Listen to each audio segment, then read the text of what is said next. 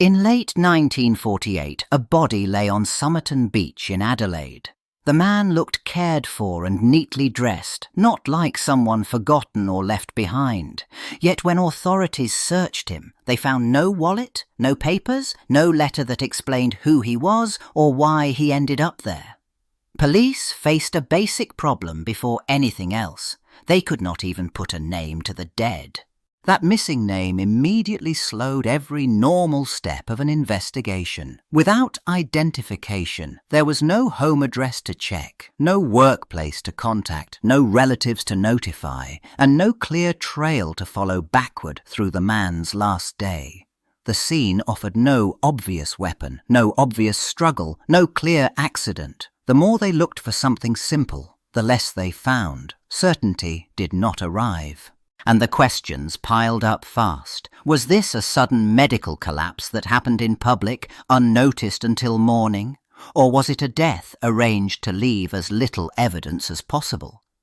Even the classification mattered, because it decided how urgently the city responded and how widely police searched. The case began as a contradiction. A man presented as ordinary, but he died without a story attached. Investigators began with what they could control, a careful inventory of everything on the man and everything he wore. Each item got recorded, compared, and preserved because clothing usually told a story. Brands pointed to shops, laundry marks pointed to homes or hotels.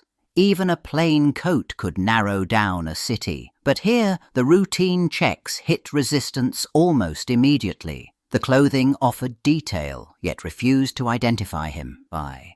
One after another, labels had been removed, not torn by age or wear, but cleanly taken out, right where a manufacturer's name or size tag should have been. It meant investigators could not trace a retailer, contact a tailor, or work backward through supply records. It also ruled out the simplest hope that someone might recognize a distinctive brand and call police. The man's clothes looked chosen to pass unnoticed and leave no trail. That pattern forced a harder question. Labels did not disappear by accident across multiple garments. Someone had worked to erase them. With no identification in his pockets and no usable tags on his clothing, the case stopped being just a failure to name a stranger. It began to look like preparation. The emerging conclusion unsettled investigators. Before the man died, steps had been taken to hide who he was and possibly to make sure he stayed unknown. Police moved quickly from the beach to the public. They released the man's photograph to newspapers, printed detailed descriptions, and sent his fingerprints through official channels. The goal sounded simple: find a name. If someone recognized him, the case could turn from mystery into routine. But that first wave of publicity produced a strange result. Tips came in, but none held. No one credibly claimed him. Investigators widened the net across Australia. Copies of the prints and images travelled from state to state, checked against known offenders, missing persons and service records where possible. It looked like the kind of system that usually produced at least a lead. Instead, every comparison ended the same way. No match, no file, no familiar face. The silence from relatives and friends became its own clue, and a troubling one. When the national search failed, the problem grew larger. Authorities pushed the man's details beyond Australia, asking overseas agencies to compare fingerprints and photographs with their own records. If he belonged somewhere else, this was the moment it should have surfaced. It did not. The case stopped being an Adelaide mystery and became a wider manhunt with nothing to hold on to. He remained unidentified, even under the brightest spotlight. The post-mortem report promised answers, but it delivered a new kind of confusion. The man's organs showed signs of stress, yet nothing pointed cleanly to a single cause. No obvious wound explained the death. No disease told a clear story. And without a name, Doctors had no medical history to compare against. The case had relied on the body to speak for itself. In the autopsy, it stayed stubbornly quiet. Still, the examination did not feel normal. There were details that sat awkwardly beside a simple collapse on the sand. Some findings looked consistent with poisoning, the kind that left little behind and faded fast inside the body. But tests at the time had limits, and proof did not appear in a form investigators could hold up in court. That gap mattered. If this was a poison, it was either expertly chosen or already disappearing. That uncertainty changed the investigation's direction. Until then, police had chased a name and a timeline. Now they had to consider intent. A death with no clear cause could still have been a killing, and the missing certainty forced detectives to widen their thinking. The unknown man became something more troubling, a possibly murdered man.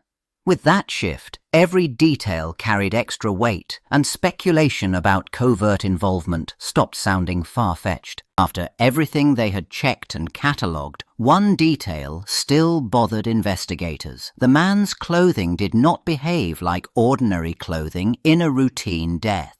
During a closer inspection, they found something that had been missed. A tiny hidden pocket was stitched into the fabric, the kind of place meant for something small and secret.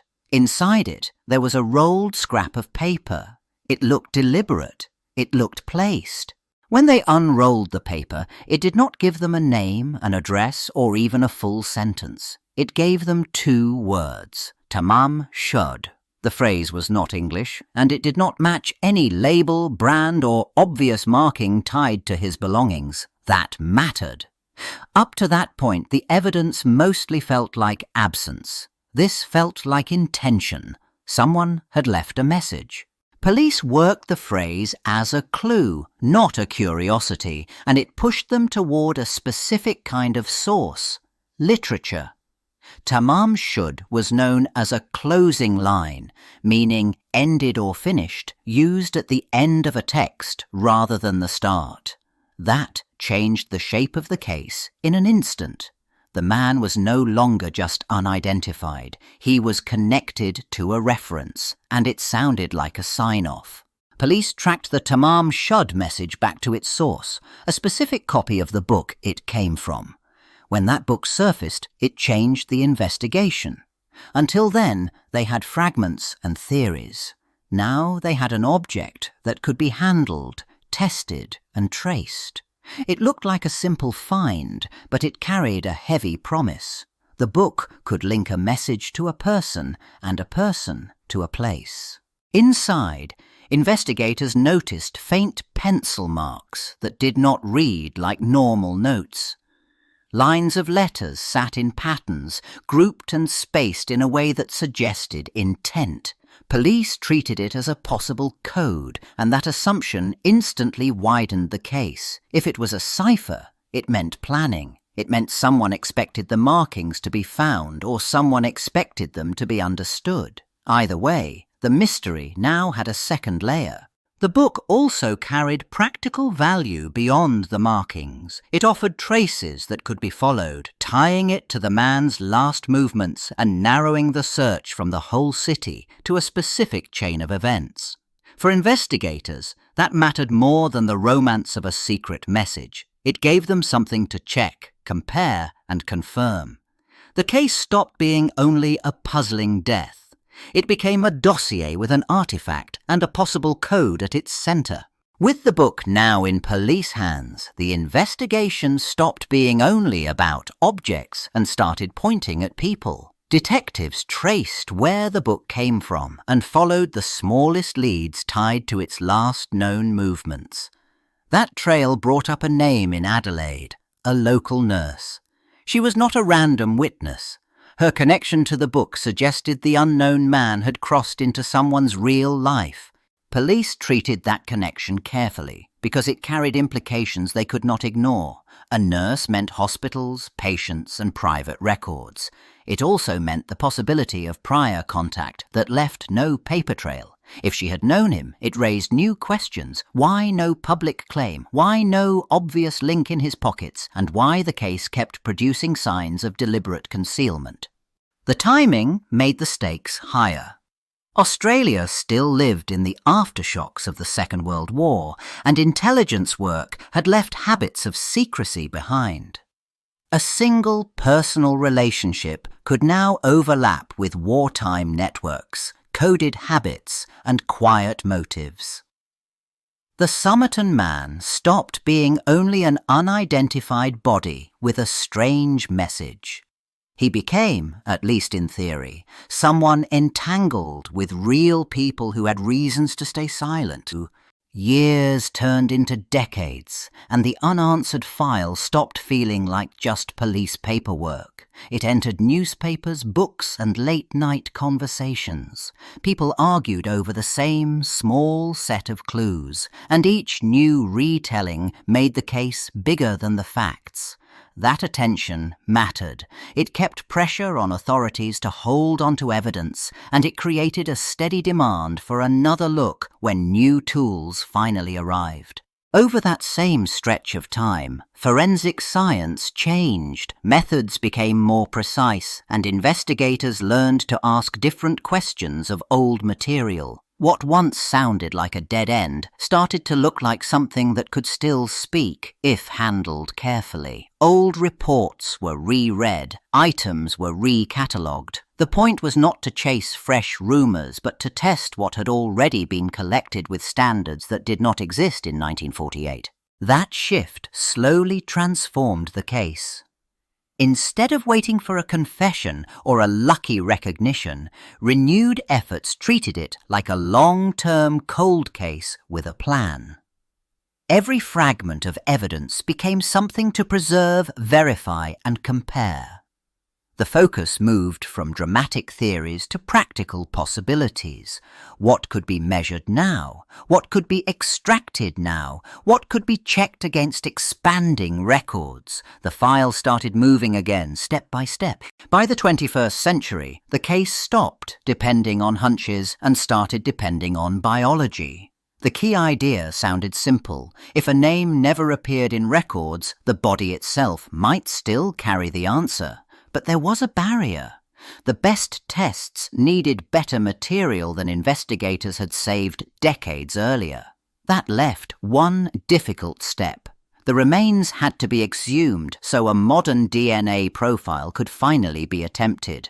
The exhumation moved the mystery into a new kind of investigation, one built on lab work and statistics.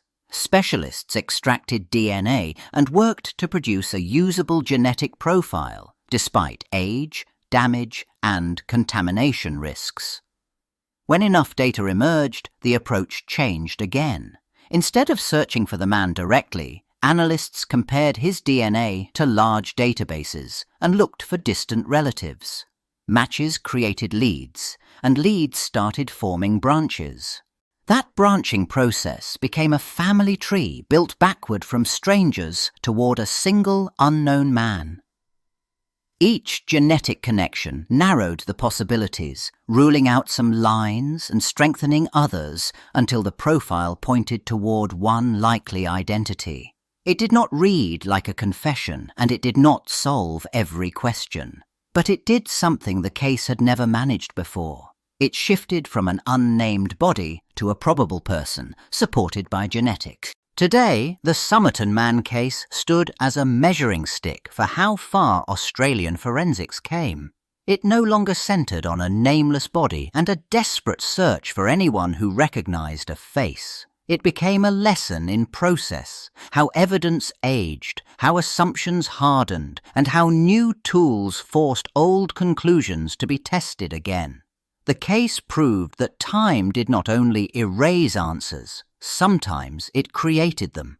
With modern identification work, the story shifted in a way earlier investigators never got to see. A man who had been reduced to labels cut from clothing and an unexplained death now looked like a real person with a traceable place in a family tree. That change mattered. It reset what the mystery even meant, because it separated identity from explanation. Knowing who he likely was did not automatically reveal why he died.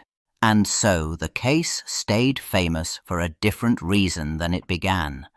The last hours remained uncertain, and the old clues still pulled in different directions. The strange message, the markings, the personal links that never fully lined up. Investigative thinking changed around this file, not just because of what was found, but because of what could not be proven. The Somerton Man became both solved and unsolved at the same time.